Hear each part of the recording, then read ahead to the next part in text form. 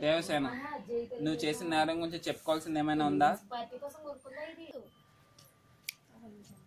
ఏ విచారణ లేకుండానే సంఖ్యలతో బంధించారు. నేరస్తురాలను ముందే తీర్మానించారు. ఇదెక్కడ న్యాయం? నువ్వు నిర్దోషివి అని తేలేంత వరకు నేరస్తురాలివి. ఇదే మా మహాష్మతి యొక్క శిక్ష స్మృతి. ఆటవికులు సైతం అసహించుకునేలా ఉండే ఈ పద్ధతిలో మీ శిక్షా స్మృతులు అయితే మంటల్లో తగలబెట్టండి. మీ న్యాయ శాస్త్రాలను గంగలో కలపండి. ఉరి తీసి పాతరేయండి. మతిలేని ఈ రాజ్యానికి మహాష్మతి అని పేరు ఒకటి. మహోన్నత రాజ్యం కోసం ఇంకొక మాట అంటే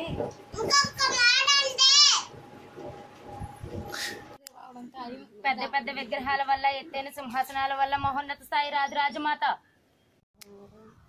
పెద్ద మనసుంటే వస్తుంది, అది ఇక్కడ ఎవరికి లేకపోవడం సిగ్గుచేటు. చూసారా మహారాజా, మీ ముందు ఎంత పచ్చిగా మాట్లాడితే నా ముందు ఎంత నిర్లక్ష్యంగా మాట్లాడినో ఊహించుకోండి మహారాజా. అదిగో బాహుబలి.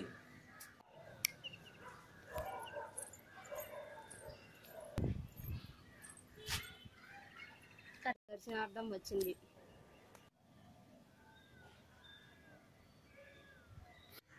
అసలు ఏం జరిగిందో నువ్వు చెప్పు సేతుపతి. శివాలయంలో భక్తులతో రద్దీగా ఉంది మహారాజా. అప్పుడు దేవసేన దర్శనార్థం వచ్చింది. అప్పుడు మీరు వచ్చే సమయం అయింది. పక్కదారిలో వెళ్ళమన్నా మహారాజా. బాహు, నువ్వు బాధితుడిని భయపిస్తున్నావు. బ్రతిమలాడితే నిజాలు బయటికి రావు మహారాజా. అతిక్రమిస్తున్నావు బాహుబలి. నిండు గర్భిణిని సంఖ్యలతో నించబెట్టిన ఈ సభ ఎప్పుడో అద్దులు అతిక్రమించిందమ్మా. నిండు గర్భిణి అయినా పండు ముసలైనా, నువ్వైనా నేనైనా చట్టానికి అందరూ ఒక్కటే.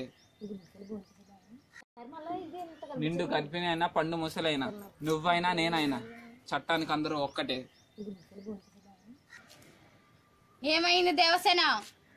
శివాలయంలో భక్తులందరినీ ఒకవైపుగా వెళ్ళమన్నాడు. పంపించే నెపంతో ఆడవాళ్లపై చెయ్యి వేసి నిమిరాడు. నా మీద కూడా చెయ్యి వేయబోయాడు. వేళ్లు నరికేశా. తప్పు చేసావు దేవసేన. ఆడదాని ఒంటి మీద చెయ్యేస్తే నరకాల్సింది వేళ్లు కాదు, తల.